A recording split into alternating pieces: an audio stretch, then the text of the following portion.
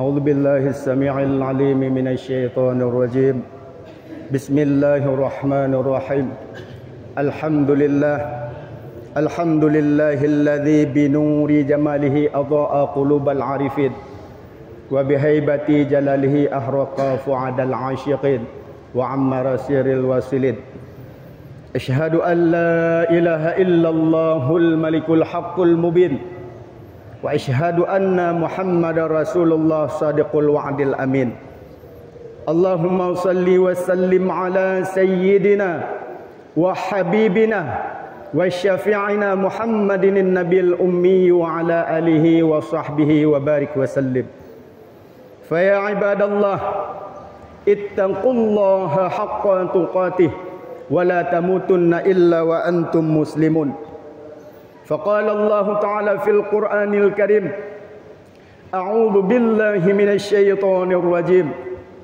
وأقيم الصلاة لذكري وفي الآيات الأخرى إن الصلاة تنهى عن الفحشاء والمنكر وقال نبينا محمد صلى الله عليه وسلم إن أول ما يحاسب به العبد يوم القيامة من عماله صلاته إذا صلحت faqad aflaha wa anjah wa idza fasadat faqad khaba wa khasir subhanaka la ilma lana illa ma 'allamtana innaka antal alimul hakim rabbi shrah li sadri wa yassir li amri wahlul 'uqdatam min lisani yafqahu qawli rabbana zidna ilman warzuqna fahman ya arhamar rahimin ya arhamar rahimin ya arhamar rahimin.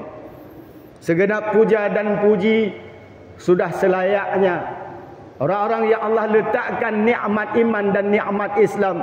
Kita senantiasa bersyukur, berterima kasih kepada Allah karena begitu besar kasih dan cintanya Allah kepada kita, sehingga pada hari yang berbahagia ini Allah masih memberikan kita kesempatan untuk menghadiri panggilan Allah, undangan Allah yang sangat mulia. Maka hanya orang-orang yang Allah letakkan nur keimanan dan keislaman yang akan mendapatkan nikmat tersebut. Maka apalah gunanya nikmat-nikmat yang lain? Apakah itu pangkat, jabatan, kekayaan berbagai macam? Apabila dua nikmat tersebut Allah cabut, maka sungguhlah orang-orang tersebut atau kita ini orang yang merugi. Maka sudah selayaknya kita bersyukur kepada Allah, yaitu berterima kasih. Tetapi banyak di antara kita yang kita belum paham atau belum memahami bagaimana yang sebenar-benarnya syukur. Maka ada kalanya syukur itu tingkatan syariat, ada kalanya tingkatan batiniah. Maka disinilah perlu kita mencari guru, baik itu guru zahir terlebih-lebih guru batin. Maka dalam suatu riwayat dikatakan Waliullah Syekh Junaid Al-Baghdadi rahimallahu ta'ala, pada ketika suatu hari beliau diajak oleh pamannya tercinta untuk melakukan ibadah haji. Pada saat tersebut Syekh Junaid masih berumur 7 tahun. Maka setelah melaksanakan ibadah haji, baik rukun, wajib, syarat dan sebagainya, maka berkumpullah di negeri yang mulia tersebut 400 ulama Allah, yang mana ulama-ulama tersebut mereka sepakat untuk membahas definisi daripada syukur. Maka setelah 400 ulama tersebut menyampaikan pemahaman mereka tentang apa arti atau makna daripada syukur tersebut, maka giliran tibalah daripada paman Syekh Junaid Al-Baghdadi, karena beliau juga termasuk ulama Allah. Maka ketika tiba giliran beliau berpesan kepada keponakannya, wahai anakku, telah tiba giliranku untuk menyampaikan definisi syukur, maka sampaikan olehmu engkau menggantikan diriku. Maka terkejutlah 400 ulama anak yang masih berumur 7 tahun menyampaikan definisi daripada syukur. Maka berkata yang mulia Syekh Junaid Al-Baghdadi, syukur adalah engkau tidak bermaksiat kepada Allah atas karunia yang dianugerahkan oleh Allah kepadamu, dan tidak menjadikan karunia-Nya atau pemberiannya Allah kepadamu sebagai alasan ketidaktaatanmu kepada Allah Subhanahu wa taala. Begitu para ulama mendengar daripada perkataan Syekh Junaid tersebut, terkejutlah ulama, seorang anak yang masih berumur 7 tahun begitu dalam pemahamannya akan syukur kepada Allah Subhanahu wa taala. Maka 400 ulama itu sepakat, inilah definisi syukur yang sebenar-benarnya. Kita senantiasa melakukan ketaatan demi ketaatan atas nikmat-nikmat yang Allah berikan. Bukan kita jadikan nikmat Allah tersebut sebagai bentuk durhaka atau kezaliman kita kepada Allah. Maka pada diri kita, apakah telah ada yang dikatakan syukur tersebut? Mudah-mudahan kita bermohon kepada Allah, Allah senantiasa melimpahkan rahmat hidayahnya untuk kita dapat bersyukur kepada Allah Subhanahu wa taala.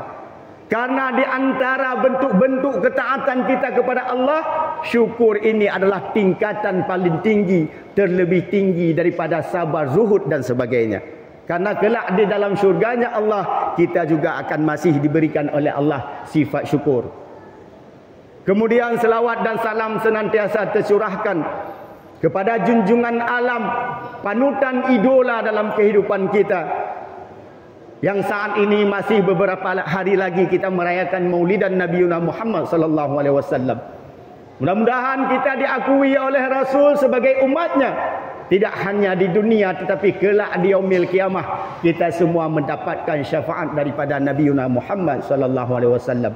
Begitu juga kepada keluarga dan sahabat sekalian yang senantiasa membantu perjuangan Rasulullah. Mereka tidak pernah memikirkan hilangnya harta, keluarga, pangkat, bahkan nyawa sekalipun. Hingga detik ini kita dapat merasakan nikmatnya ketika berada di hadapan Allah, ketika kita mengucapkan kalimah haq, la ilaha illallah Muhammadar Rasulullah sallallahu alaihi wasallam.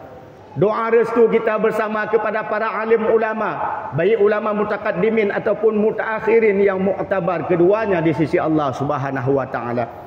Maka sudah selayaknya kita senantiasa mentakzimi daripada ulama, bersuhbah kepada ulama, kita mengharapkan nasihat dan petuah-petuahnya. Karena ulama ini ibarat tongkat dikala berjalan keadaan licin, ibarat lampu dikala gelap gulita.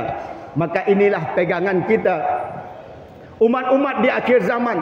Maka senantiasa cintai ulama-ulama Allah sebagai penerus estafet daripada baginda Rasulullah sallallahu alaihi wasallam. Ketakziman dan keikraman kita bersama kepada Abu Babu Salam beserta keluarga, juga kepada Walid, istimewa kepada segenap jamaah Jumaat yang dirahmati Allah pada hari yang berbahagia ini. Sebelum khatib memasuki mauizah hasanah, terlebih dahulu khatib mohon maaf yang sebesar-besarnya, terutama kepada Walid dan juga kepada guru-guru sekalian. Bukan bermakna menggurui, tetapi semata-mata ad-dinu nasihah, agama itu senantiasa ingat mengingatkan atau nasihat. Mungkin ada dalam penyampaian khatib yang tidak sesuai atau tidak senonoh. Demi Allah, tiada sedikit pun niat untuk menyampaikan hal-hal yang bisa menyinggung perasaan atau melukai hati. Mudah-mudahan apa yang kita dengarkan, apa yang kita sampaikan bisa menjadi pelajaran mauizah hasanah, terutama bagi diri kita dan keluarga saudara kita. Amin ya rabbal alamin. Sidang jamaah yang dirahmati Allah Subhanahu wa taala, dalam kesempatan singkat ini kembali kita mengulang kaji bahawa salah satu bentuk keimanan kita kepada Allah yaitu kita meyakini Al-Quranul Karim itu adalah turunnya kalamullah, sehingga menjadi petunjuk bagi kita untuk tidak tersesat dalam kehidupan ini. Maka sebagaimana Al-Quran menyampaikan, aqimis salata lidzikri, salatlah engkau untuk mengingatku, kata Allah. Untuk apa Allah memerintahkan kita salat? Dalam riwayat dikatakan Allah meletakkan hukum-hukumnya pada diri kita ini bukan tujuan untuk menyiksa ataupun mempicikkan hidup kita ini, tetapi semata-mata untuk memuliakan kita ini sebagai orang-orang Islam. Maka tujuan Allah memerintahkan kita salat dalam ayat yang lain, sesungguhnya salat itu mencegah perbuatan keji dan mungkar. Maka di sini perlu kita garis bawahi, salat yang bagaimana yang bisa mencegah perbuatan keji dan mungkar, itulah salat yang berhimpun salat zahiriyah dan batiniah, atau juga dikatakan syariat dan hakikat. Maka ini perlu panjang lebar kita mencari guru. Guru yang dimaksud adalah guru yang telah wusul hatinya kepada Allah. Tidak hanya kita memahami kaifiah salat zahiriyah saja, tetapi dituntut bagi kita untuk memahami bagaimana kaifiah salat batiniah. Karena dengan salat yang berhimpun zahir dan batin, inilah salat yang berada di hadapan Allah Subhanahu wa taala yang tinggi nilainya. Maka barang siapa kita yang menganggap remeh, menganggap salat ini hanya sekedar sebagai seremonia dalam kehidupan, kita tidak memahami baik zahiriah ataupun batiniah, maka kita termasuk orang-orang yang menghancurkan atau meremeh-remehkan agama. Maka apabila kita telah memahami di sudut syariat, perlu kita memahami di sudut batiniah. Karena sebagaimana Rasulullah sallallahu alaihi wasallam bersabda, "Innallaha la yanzuru ila suwarikum wa amwalikum, walaki yanzuru ila qulubikum wa a'malikum." Sesungguhnya Allah tidak melihat apakah engkau seorang jutawan, profesor, doktor dan sebagainya, engkau memiliki kekayaan sebanyak-banyaknya, itu tidak Allah lihat. Walaki yanzuru ila qulubikum wa amalikum, yang Allah lihat itu hatimu. Hati yang dimaksud yang pertama adalah keimanan kita kepada Allah Subhanahu wa taala. Allah lihat hati kita. Apakah kita betul mengerjakan ibadah itu semata-mata karena Allah atau ada lainnya karena Allah. Maka setelah sempurna batiniah kita, wa amalikum, baru Allah lihat gerak-gerik bacaan secara zahiriah. Maka ini tidak bisa dipisahkan.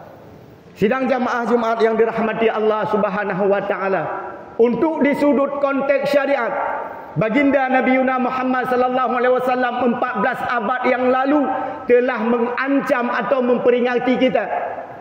Dalam kitab Jami'ul Jawami' Musannifat dikatakan, Allah tabaraka wa taala akan mengazab atau menyiksa dengan 15 siksa orang-orang. Yang pertama, dia meremeh-remehkan salat. Yang kedua, dia memudah-mudahkan salat atau menghina-hinakan salat. Yang pertama, tengok tak pubut semayang. Tak pubut semayang, tak remeh. Allah hentik mentang. Allah tinggal mentang tak taubat. Bahkan yang terlebih parah, na'udzubillah, yang pegah pu semayang ngengkeng but hana mempucap na'udzubillah min dzalik. Padahal dia orang Islam, berani lisannya mengatakan demikian, pakai hana ilmu ji'uh dengan ulama. Maka diancam oleh Allah tabaraka wa taala dengan 15 boh siksa kepada Rasulullah. Nambah perkara ketika katanya mantang melinggak-linggok di atas ruh Allah, ruh bumonya. Yang le perkara menjelang sakaratul maut. Yang le perkara ketika katanya dalam kubur tengah. Yang le perkara ketika urah berbangkit. Maka katanya oleh sahabat, ya Rasulullah, ku nambah perkara orang-orang yang memudah-mudahkan salat, meremeh-remehkan salat, yang diancam oleh Allah dengan siksa. Yang pertama kata Rasul, orang yang meremeh-remehkan salat, Allah cabut berkah pada umurnya. Dicabut berkat dari Allah bak umur katanya. Habis umur dipajuh dari urang, habis umur dipajuh dari malam, hantam pernah doa katanya tak turun tak sujud di hadapan Allah. Maka habis umur dalam kesia-siaan. Karena umur katanya seumpama es batir ke pegah. Es batir tersebut tak pakai, hana tak pakai, tetap jih akan habis. Menancit umur katanya. Dipajuh dek urang, dipajuh dek malam, umur katanya hana ketaatan dalam umur tersebut. Sehingga katanya gadah berkah bak umurnya. Beda tok dengar lam hantam pernah kita tak ingat Allah, hantam pernah tak pubut perintah Allah, malah sebalik je. Maka umur kita nyonya berkurang. Hanajat tak syok faedah dalam umur tersebut. Kemudian yang kedua, ancaman Allah orang yang meninggalkan salat, iaitu Allah cabut berkah pada rezekinya. Le gejuk rezeki mangat kami tapeng bukan ratusan bahkan jutaan tateme per uruk, tetapi semakin le tateme semakin nip, semakin kurang, maka nikmat berkah dalam rezeki tersebut hana gepeduk dak Allah. Karena apakah getanya hana bersyukur dengan barang yang bicut, maka hana mampu bersyukur getanya barang yang le. Maka getanya ketika hana bersyukur yang le je kenip, sebalik je ketika getanya senantiasa bersyukur kepada Allah yang nip je ke le. Makanya ke hana getanya sadari harta le rata sago tamita peng jutaan tamang teoro, tetapi semakin uro semakin susah hidup getanya. Semakin uro semakin getanya galau dalam kehidupan. Bahkan hana Allah dalam diri getanya, bermakna hana getanya tapubut perintah Allah. Kemudian yang kelih kepada Rasulullah, orang yang meremeh-remehkan salat, Allah cabut tanda saleh atau tanda iman pada dirinya. Bak wajah kita nyonya mulai suput redup. Karena pakan secara lahir hantam pernah tarah muka kita nyo tak menit untuk tak pilih yang demikian. Karena le takalan kelebihan gejuk dak Allah di dunia. Orang-orang yang senantiasa menjaga wuduk paling minimal fi malam 5 ke di rah muka, maka dengan otomatis kotoran-kotoran secara zahir akan hilang. Terlebih ketika dia memahami daripada kotoran atau najis hadas yang batiniah. Maka dicabut tanda tersebut oleh Allah Subhanahu wa taala. Padahal kita jangan orang Islam lam hati kita gepuduk nur iman oleh Allah, karena nurnya senantiasa tatup dengan kemaksiatan. Aipat maksiat iku lo hantong ku pengegop, hantong ku mujidi, hantong ku mabuk, meninggalkan salat dengan tiada uzur tak remeh-remeh salat, nyo adalah maksud yang paling raya kepada Allah Subhanahu wa taala. Nah, ada dengar dalam sebuah riwayat ketika Nabi Musa alaihissalam didatangi oleh si Drawidang, iketak pintu, Assalamualaikum ya Rasulullah. Waalaikumsalam kepada tamang wahai saudari Lut. Pakan katamu lun letak deca, lun male, lun pegah deca bakdot. Pegah ju hanapu kepegah Nabi Musa. Ci pegah balun pu deca ron. Dirayu dek Nabi Musa sehingga perempuan tersebut dia mengakui dosanya. Wahai Rasulullah, sesungguhnya aku ini adalah seorang wanita telah berzina. Kemudian aku hamil daripada anak zinaku, dan ketika anak tersebut lahir aku membunuhnya. Maka bengih Nabi Musa alaihissalam guse ka berangkatkah nya demikian daripada rumah Lut. Baik gara-gara kah lun gelak nak dak Allah. Sehingga berangkat inangnya dalam keputusasaan setingkat Nabi Allah utusan Allah hana dikemengle ke Lut. Wahai ya Allah, mengadu inangnya ba Allah. Bakso lain lun laki ampunan ya Allah, menyokan bakro menyesal betul-betul menyesal. Maka perintah Allah ba malaikat Jibril alaihi salam, wahai Jibril, temui Rasulku Musa, tanyakan kepadanya hamba perempuan tersebut hamba siapa? So yang jobu kinangnya, so yang joi, so yang pudep, cita yang tiap dak Musa. Maka berangkat malaikat Jibril tanya, ya Rasul Musa, sesungguhnya Allah bertanya kepadamu, perempuan yang tadi datang kepadamu itu hamba siapa? Hamba Allah kepada Nabi Musa. So yang jauh hudep makanan, minuman dan sebagainya, Allah yang jauh. Pakan cik gata hana takumah, hana terima inangnya. Sedangkan Allah mentang kagak ampun dosa aja. Wahai Musa, tahukah engkau ada dosa di sisi Allah melebihi 1000 kali lipat daripada dosa yang dilakukan oleh wanita tersebut? Terkejut Nabi Musa. Nah, deca 1000 kali lipat daripada perbuatan perempuan berzina, kemudian dia membunuh anak zinanya. Punya wahai Jibril dosa yang paling raya. Itulah orang-orang yang menyia-nyiakan salat. Orang-orang yang hana semayang lebih raya deca 1000 kali lipat daripada inang yang berzina, kemudian dia membunuh anak zinanya. Maka ino ketika tertinggal semayang dicabut nur iman bak diri kita, sehingga tak anggap hidupnya hanya sekadar hidup hanya untuk makan. Sidang jamaah yang dirahmati Allah Subhanahu wa taala. Kemudian siksa atau ancaman Allah bagi kita yang tinggal semayang yang keput adalah Allah tidak akan membalas segala amal kebaikan yang kita lakukan. Puasa kita yang hana 4 pahala, zakat dan sebagainya. Karena ketika kita mati hana tatumai taubat, hana tabah penghulai daripada ibadat, iaitu salat. Kemudian yang kelima, Allah Subhanahu wa taala tidak akan mengangkatkan doanya. Doa kita nak sampai dalam doa, tapi antara langit dengan bumi hana gepeik dan malaikat doa kita. Kemudian yang keenam, hana getanya bagian daripada orang Islam. Mengaku je mantang, tanya Islam getanya keturunan, Islam getanya sebagaimana sebutan mantang. Hana diakui oleh Islam bahawa getanya adalah penganut agama Islam. Nyo ke nambah siksa, mudah-mudahan Allah Subhanahu wa taala gepuji getanya daripada yang demikian. Sahabat kembali bertanya, ya Rasulullah, pulih boh siksa ketika dia dalam keadaan sakratul maut. Gemar Rasulullah tergeperah demikian tinggal katanya umat meninggal hana tak tobat, mati dalam keadaan katanya kufur di hadapan Allah Subhanahu wa taala. Yang pun tak tergeperah Rasulullah, orang tersebut Allah matikan dalam keadaan yang sangat hina. Walaupun secara lahir tak kala merata papen bungong di binah jalan berlangsung kawa, PT-nya, CV-nya, pulannya berlangsung kawa, meninggalnya si pulan berduka cita. Tetapi di hadapan Allah getanya tidak beda lagi dengan matinya binatang, naudzubillah. Bahkan lebih mulia daripada haiwan ketika getanya mati di hadapan Allah. Maka Rasulullah menyampaikan, dia mati pada hari tersebut ketika dia tidak dapat bertaubat kepada Allah dalam keadaan yang sangat hina dan dimurkai oleh Allah Subhanahu wa taala. Kemudian yang kedua, Rasul menyampaikan ketika dalam keadaan sakratul maut dia sakit kelaparan yang bersangatan. Tak waktu terasa dalam keadaan sakratul maut. Sehingga bedah malaikat yang mencabut nyawa katanya malaikat al-maut gejak utimu, gejak barat, gejak selatan, gejak utara, gejak mita rezeki kita. Gua waktu kepegawai hamba Allah. Hanali rezeki makanan bak gata dalam dunia tu. Yang nak tinggal bak katanya adalah napah. Tu napah katanya kalau lagi urang lang ruang ICU. Kamu tu napah katanya kat sesak. Seolah-olah nak digintan metipuh sak boh semen ada dada katanya. Maka waktu tak tarik napah yang demikian ke sabah-sabah tu hanali rezeki makanan bak diri kita pada hari saat nan kita dalam keadaan yang sangat dek.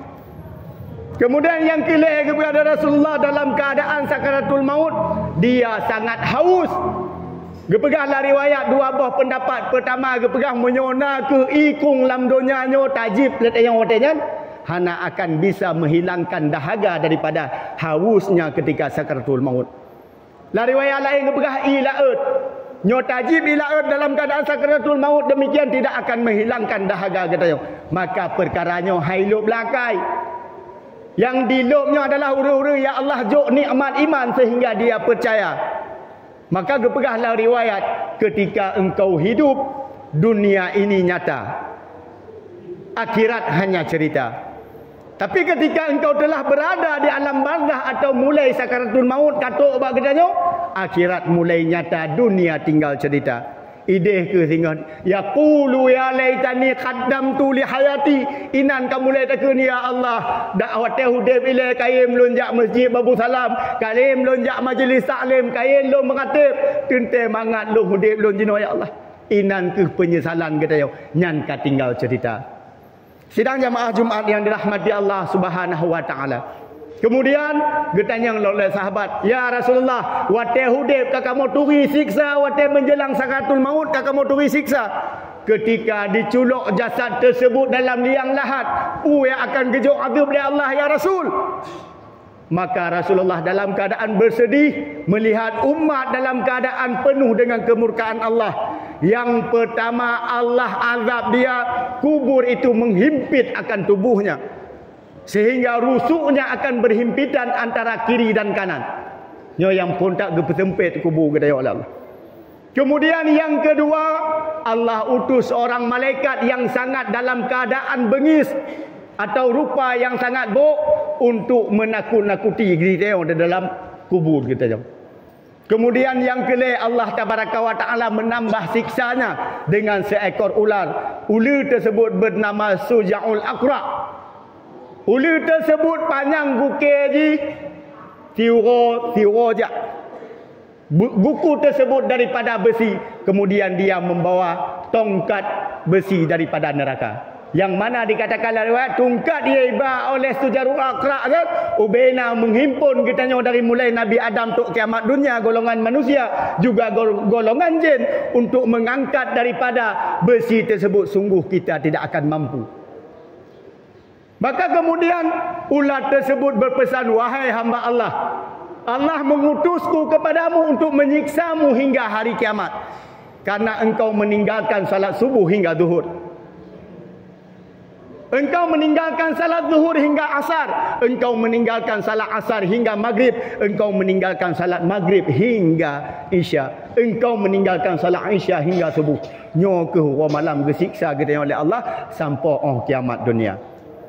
Makanya yang perkara pertama nambah ketika kita yang matang hidup, leboh dalam keadaan sakaratul maut, leboh dalam kubur katanya. Maka leboh tu singgah di yaumil kiamah, mengingat wate pegang dari Nabi SAW yang terakhir, Khalifah Uthman bin Affan apabila diceritakan neraka kan biasa-biasa mentang, tetapi hanatat beliau termakut. Tetapi apabila beliau diceritakan perkara kubur, gemar beliau hingga janggut beliau basah seperti kena air, menangka termakut.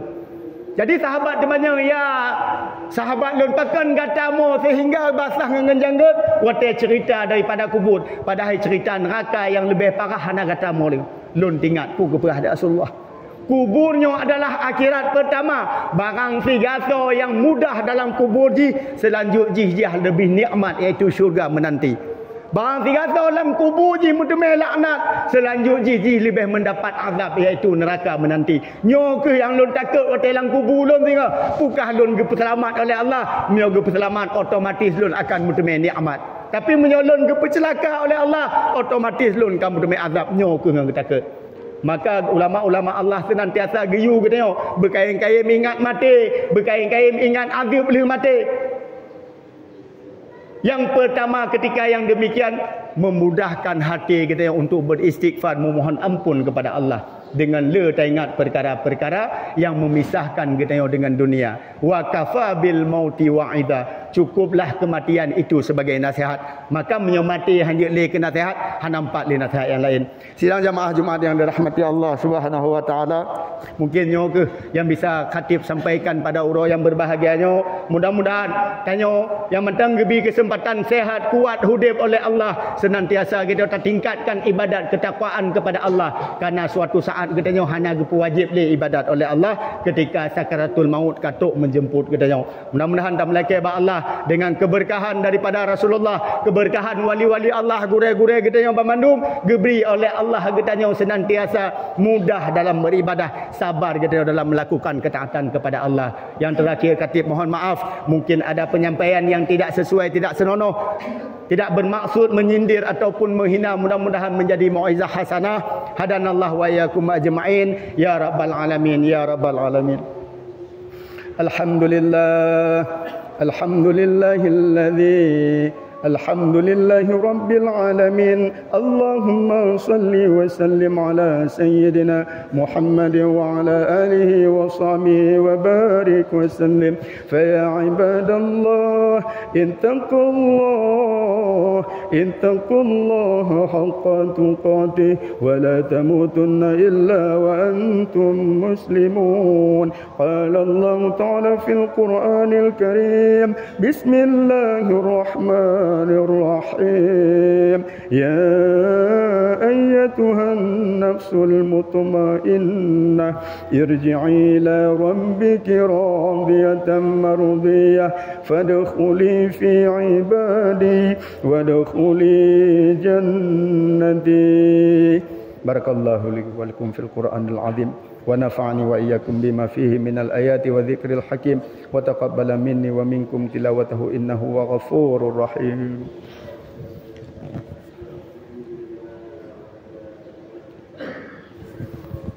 الحمد لله الذي بنور جمله أضاء قلوب العارفين وبهيبة جلاله أرق فؤاد العاشقين وعمر سير الواصلين. أشهد أن لا إله إلا الله وأشهد أن محمد رسول الله. اللهم صل على سيدنا محمد النبي الأمي وعلى آله وصحبه وبارك وسلم. الكريم. فيا عباد الله أوصيكم ونفسي بتقوى الله وطاعته لعلكم تفلحون.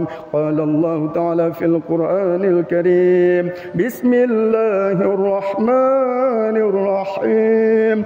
قل هو الله أحد الله الصمد لم يلد ولم يولد ولم يكن له كفوا أحد. اللهم اغفر للمسلمين والمسلمات والمؤمنين والمؤمنات برحمتك يا أرحم الراحمين. اللهم إنا نسألك التوبة والإنابة والاستقامة على الشريعة الغراء والطريقة البيضاء برحمتك يا أرحم الراحمين. ربنا اغفر لنا يا الله ذنوبنا ولوالدينا ولمشايخنا ولجميع المسلمين والمسلمات والمؤمنين والمؤمنات برحمتك يا أرحم الراحمين. عباد الله، ولا ذكر الله أكبر.